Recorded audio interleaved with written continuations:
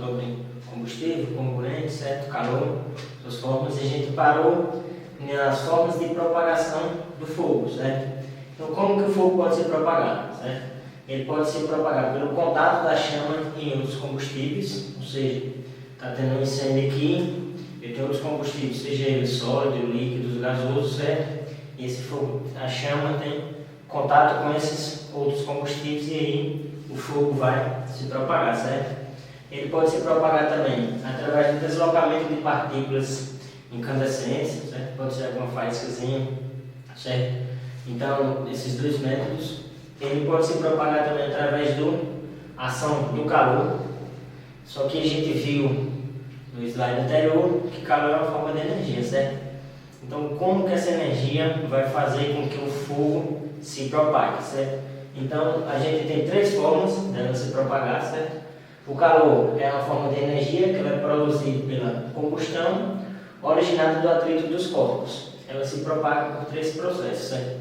Então, o calor a gente viu que é uma forma de energia, ele pode ser originado pelo próprio processo de combustão ou por uma forma de atrito do corpo, de corpos, por exemplo. Se a gente atritar determinados materiais, como por exemplo pedras ou alguns outros materiais, lâminas de ferro e tudo mais, vai sair, eles vão ter o calor chegando a determinado ponto que vai sair faísca, certo? Que pode provocar a combustão e a combustão gerando a forma de calor que vai transmitir mais o incêndio, o fogo e tudo mais, certo? Então o calor ele pode ser transmitido na forma de condução, convecção e radiação, certo? Então vamos ver aqui cada um desses. O que seria a condução? É a forma pelo qual se transmite o calor através do próprio material, de molécula a molécula, ou seja, do corpo a corpo. Então, a condução acho que é a forma mais comum da gente estar entendendo, porque a gente tem mais contato, digamos, é a forma mais fácil da gente se verificar no dia a dia.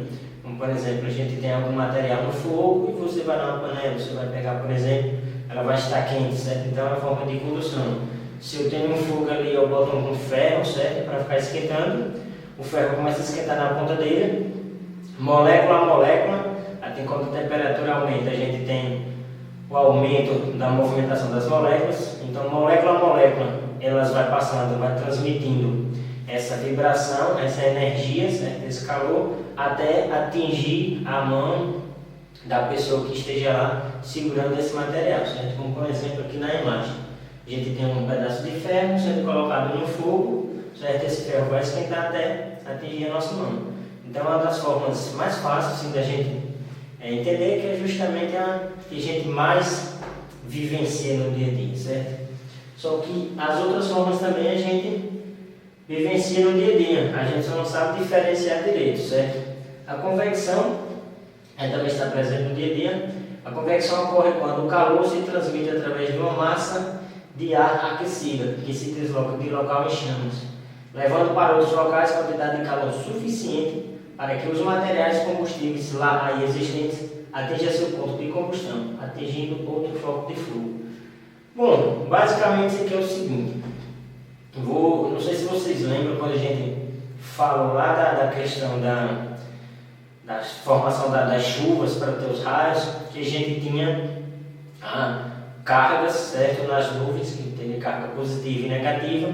Algumas nuvens mais pesadas desciam e outras subiam, certo? Essas nuvens elas vão se deslocando com corrente de ar, certo? No meio disso também tem um processo que a gente chama de correntes de convecção, certo? Essas correntes de convecção fazem com que as nuvens se desloquem. Essas correntes de convecção, elas existem aqui também, no caso do fogo, certo? Essas correntes de convecção elas surgem quando há diferença de temperaturas em ambientes diferentes, certo?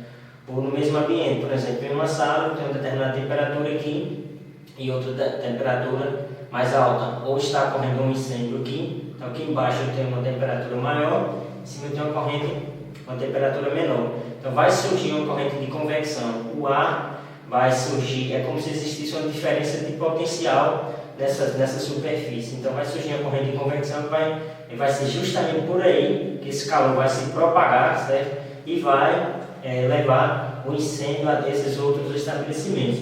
Aqui na figura que a gente tem, por exemplo, se a gente tiver um incêndio aqui no apartamento, certo? E aqui a gente tiver o vão do elevador, vai existir uma diferença de temperatura entre o fogo que está começando aqui e os apartamentos mais acima, certo? Então vai existir uma corrente de convecção, então massas de ar vão surgir nessa direção e vai fazer com que esse fogo venha justamente na direção das correntes de convecção, e aí o calor provocado faz com que esse fogo atinja os estabelecimentos, como por exemplo também duas casas próximas, certo? Essa casa que vai estar com temperatura, porque ela está queimando, essa outra com outra temperatura, só que aí vai existir a corrente de convecção, então massas de ar vão surgir para que este calor se propague até este outro estabelecimento e aí ocorra um incêndio transportado pela corrente de convecção, certo? E aí também a gente tem, além da convecção, a gente tem a irradiação, certo? O que seria irradiação? É quando o calor se transmite por ondas caloríficas através do espaço, sem utilizar qualquer meio material. É bem parecido, certo? Dá até para confundir quem não está muito habituado, só que aí se quiserem ter digamos, um exemplo bem do nosso dia a dia é justamente o Sol, por exemplo. O Sol está sempre emitindo, certo? Radiando energia, calor sobre toda a Terra, certo? Ele não precisa de meio material para emitir esse calor, certo? Para a gente receber essa radiação. Então, na irradiação, ele não precisa de meio material, ele não precisa dessa corrente de convecção, certo? Então, simplesmente as ondas de calor só se propagando pode ser possível que o fogo se transmita, certo? Por essa corrente, por esse calor na forma de irradiação. Em exemplo prático, o Sol, por exemplo. O Sol emite as ondas de calor, certo? Irradiam sem ser necessário ter um meio material. Então, na corrente de convecção, a gente precisa do meio material. Na corrente de condução, de irradiação, na verdade, a gente não precisa desse meio material, certo? Para o dia a dia prático, não é tão necessário a gente estar definindo se o fogo é que vai acontecer por condução, convecção e radiação, principalmente aqui no caso do curso NR10, que a gente está trazendo só aspectos gerais, certo? Para a gente discutir, porque para todo estabelecimento vai ter questão de cursos, certo? Principalmente de combate a incêndio. Então aqui é só para termos uma ideia geral, mas é interessante a gente saber o que seria condução, convecção, radiação, certo? Mas para o dia a dia nosso é importante saber que o risco está ali, saber quais são as principais medidas a serem tomadas, os principais cuidados, certo? Mas ficou aí, condução é a forma que a gente mais tem contato no dia a dia, certo? Conduz mesmo através do material. Convecção tem a diferença de temperatura e as massas de ar faz com que o calor surja, precisa desse meio material.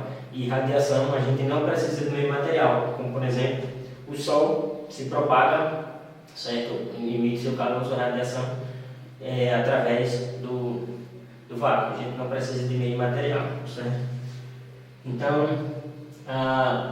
dentro das definições também, a gente tem algumas definições para pontos de temperatura, certo? A gente vai ver aqui como, por exemplo, ponto de fulgor. O que seria ponto de fulgor? É a menor temperatura no qual líquidos inflamáveis começam a desprender gases e vapores inflamáveis que entram em combustão ao contato com uma fonte de calor.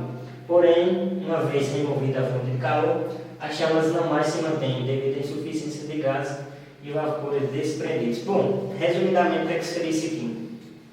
Determinados líquidos inflamáveis vai entrar em combustão em certa temperatura.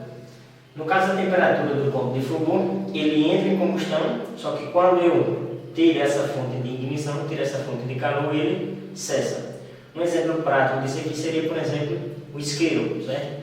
Se a gente pegar um isqueiro e apertar só na válvula dele que libera para sair o gás, ele não vai entrar em combustão. Só se a gente deslizar a parte do isqueiro que faz com que surja o ponto de ignição, surja o calor, e aí no mesmo instante, quando a gente já desliza, surge o ponto de ignição e já aperta para sair o gás. Então o gás vem e aí a gente se mantém seguro, tem o fogo, certo? Só que a partir do momento que eu cesso, eu posso apertar novamente para ficar saindo o gás, mas ele não vai voltar, porque eu tirei a fonte de ignição, eu tirei a fonte de calor. E justamente o caso aqui da figura, por exemplo, a gente teria aqui algum líquido, certo, inflamável. No primeiro momento aqui seria o caso do isqueiro, que a gente estaria com ele apertando a válvula para sair o gás. No segundo momento seria quando eu deslizasse o dedo todo sobre o isqueiro, certo? Para sair a faísca e o gás, então ele entra em combustão. Só que a partir do momento que eu tirar novamente, vai ficar o líquido lá, certo? O combustível inflamável, mas o fogo cessa, ele não se mantém sozinho, porque ele precisa sempre desse ponto de ignição, certo? Precisa do fogo. Dentro das definições também a gente tem um ponto de combustão. A gente já tratou sobre esse ponto de combustão aqui de forma indireta, que é a temperatura mínima em que o corpo combustível desprende gases e vapores inflamáveis que entram em combustão em contato com a fonte de calor e uma vez removida a fonte, a chama se mantém. Então, o que foi que a gente falou no caso do tetraedro do fogo, certo? Que a gente tinha esta realimentação. Então, o ponto de combustão é justamente o ponto no qual o fogo, certo? O incêndio lá, atinge um nível que mesmo tirando a fonte inicial de ignição, ele consegue se auto-realimentar, certo? Então, no caso do isqueiro, eu preciso manter ali a fonte de alimentação dele. No caso do fogo com ponto de combustão, mesmo que eu tire a fonte de ignição inicial, o processo continua porque ele consegue se auto-alimentar, certo? Então, aqui a gente vai ver a tabela que relaciona a temperatura de ponto de fogo e ponto de ignição, certo? Para alguns materiais.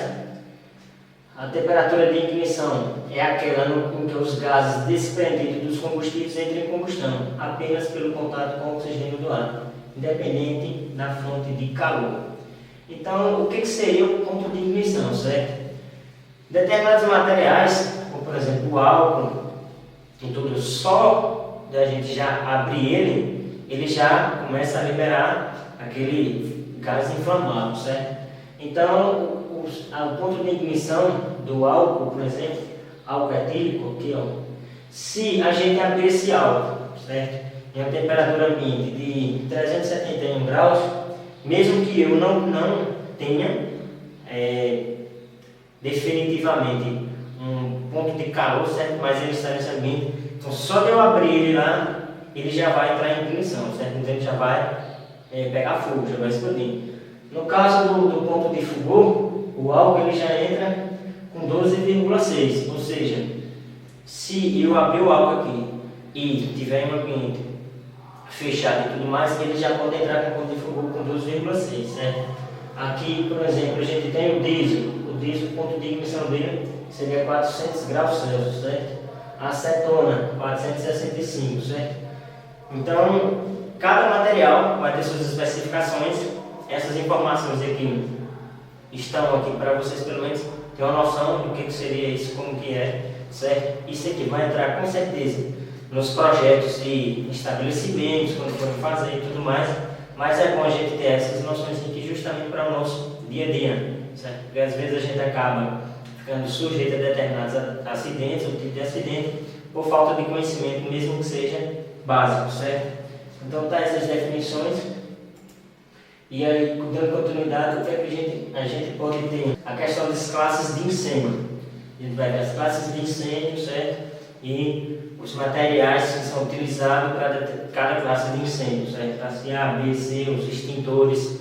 Isso aqui já é uma coisa, digamos, mais palpável, digamos assim, porque a gente está mais acostumado a ver os extintores no nosso dia a dia, certo? Na empresa, diversos estabelecimentos, certo? E aí, se a gente analisar as placas, certo, que vem nos extintores, acho que muita gente já deve ter feito isso, vai perceber que tem lá as definições das informações. Essas placas elas são dadas de acordo com a classe dos incêndios, certo? A gente tem a classe A, B, C e D. Seria a classe A. Seria as classes de incêndio provocado por papel, madeira, tecido, borracha, fibra, certo?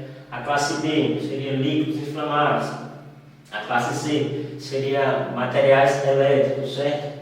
Equipamentos elétricos energizados. A classe D é uma classe um pouco mais restrita, que já são magnésio, selênio, timono, lítio, certo? E alguns, digamos, alguns outros produtos químicos. A classe D é uma classe mais restrita, mas as classes A, B e C são bem mais comuns no nosso dia a dia, certo? E aí a gente vai ver aqui e ver a relação de o tipo de material, certo? Que é utilizado nos extintores para cada tipo de incêndio desse. Dentro desses definições, certo? Dessas classes, na classe A a gente disse que a gente tem papel, madeira, certo? Seriam materiais sólidos. Então aqui a gente tem, por exemplo, um exemplo, certo? De queimada nas nossas florestas, que infelizmente só aumenta, né, a cada ano. Então a gente tem aí esse ponto de incêndio pode ter sido provocado pode ter sido criminal, certo? Alguma pessoa foi lá e quis realmente colocar fogo, ou isso pode ter acontecido lembra que a gente viu agora a questão do calor por irradiação, por exemplo, o sol pode ter irradiado, certo? E pode ter, por exemplo, se tiver algum pedaço de vidro aí, ele vai potencializar isso. Se a gente fizer focar, pegar a luz do sol, passar pelo vidro e focar em determinado local, a gente consegue produzir fogo. Então, pode ter ocorrido esse calor justamente pela transmissão do calor, ou irradiação pode ter provocado esse incêndio, certo? Então, a gente tem os incêndios da classe A. Quais são as suas qualidades? Eles queimam em superfícies e profundidades. Então, se eu tiver 100 metros de madeira, certo? E ocorrer um incêndio lá, vai ser um incêndio da classe A, ele vai queimar tanto as partes superficial como toda a profundidade, ele vai queimar tudo, certo? A questão desses incêndios da classe A. Daqui a pouco a gente vai ver que líquidos inflamáveis eles queimam só a superfície, certo? Então, dentro da classe A, a gente tem também a questão de eles deixam resíduos, brasas e cinza. Então, como eu disse, eles são bem comuns no nosso dia a dia, certo? Resíduos, brasas e cinza. Hoje em dia, nas cozinhas já não é mais tão comum, que hoje em dia praticamente não utiliza mais fogão a lenha, certo? Mas antigamente isso era comum no dia a dia de todo mundo, certo? Então, eles deixam resíduos, brasas e cinza. Esse tipo de incêndio é extinto principalmente pelo método de resfriamento e às vezes por abafamento através de chapa pulverizada. A gente vai ver daqui a pouquinho o que são esses métodos, certo? Resfriamento, abafamento, quais são os materiais que podem estar sendo utilizados para esse tipo de incêndio. E aí os incêndios da classe B, certo? Que são dados por líquidos inflamáveis, certo? Então, os incêndios da classe B são dados por líquidos inflamáveis. A gente tem aqui um exemplo aqui de gasolina, tinta, álcool, certo? Por exemplo, eles também têm suas características. Dentre elas, tem um aqui eu já citei, certo? Que é justamente que eles queimam em superfície, ou seja, os incêndios da classe A, certo? Eles queimam em superfície e profundidade. Só que se você derramar um álcool, por exemplo, em determinado lugar, ele só vai queimar, claro, supondo que o outro onde ele foi derramado não venha ocasionar um incêndio da classe A, certo? Não seja possível. Então, ele só vai queimar em superfície, queimar o líquido inflamável, por exemplo, a gasolina, se você jogar em determinado lugar, só vai queimar ela, certo? E aí, eles, após a queima, não deixam resíduo, porque eles só consomem aquele parte que era disponível para queimar, como por exemplo, no caso do a gente acendeu um isqueiro, ele só funciona enquanto está liberando gás. Acabou o ponto de ignição, volta para o normal e não ficou resíduo, não ficou nada, certo? E esse tipo de incêndio é extinto pelo método do abafamento. Um exemplo de abafamento, só que não é incêndio da classe B, a gente pode fazer analogia com a vela, certo? Se a gente tiver a vela acesa e a gente colocar ela dentro de um material, dentro de uma panela, por exemplo, algum material, e fechar completamente esse material, então seria abafamento, certo? E aí o fogo vai se extinguir. Por quê? Porque a gente viu que para fazer a extinção do fogo, a gente pode tirar um dos três materiais, certo? Lá do triângulo de fogo, combustível ou componente, certo? Ou ponto de ignição. A gente está determinando, no caso aí, comburente, certo? A gente tampou, então ele não vai ter essa alimentação do oxigênio e vai cessar, ou seja, vai ser pelo método do abafamento, certo? Dentro disso também, dentro da classe C, a gente tem, por exemplo, aqui na classe B eu citei os líquidos, certo? Dentro da classe C, equipamentos elétricos. Vou começar falando das figuras aqui. A gente tem, por exemplo, um incêndio numa subestação, certo? Isso aqui é muito fácil de acontecer, uma vez que trabalham com altas tensões, então é muito fácil de acontecer um incêndio numa subestação. Justamente por isso que a gente viu a questão de equipamentos projetados para estar trabalhando em ambientes que podem ser atmosferas explosivas, justamente porque a gente viu que precisa de seguir todos os procedimentos, normas específicas, certo? Tanto para a instalação quanto para a manutenção, operação, para o pessoal trabalhar nesse estabelecimento. E aí a gente viu também, aqui tem a questão do motor elétrico, por exemplo, computador, lâmpada, qualquer fiação pode estar sendo relacionada, certo? Então, eles acontecem, certo? Em materiais e equipamentos energizados, geralmente equipamentos elétricos. A extinção só pode ser realizada com agente extintor, não condutor da eletricidade, nunca com extintores de água ou espuma. A gente vai ver daqui a pouquinho esses dois tipos de extintores. Só que a gente já conversou, certo, que a água ela é condutor da eletricidade. Então, se está ocorrendo um incêndio em uma subestação ou em algum equipamento elétrico, nunca que eu vou poder utilizar a água, certo? Pelo menos de início, antes que eu tome outras providências, porque a água vai ser condutor da eletricidade. Então, no lugar de eu cessar um incêndio, eu posso estar fazendo com que correntes elétricas se propaguem e aí venham a surgir outros acidentes, certo? Então, no próximo bloco a gente continua, só fechando a questão de incêndio da classe C, entrando na classe D e nos tipos de extintores, certo? Até o próximo bloco, pessoal.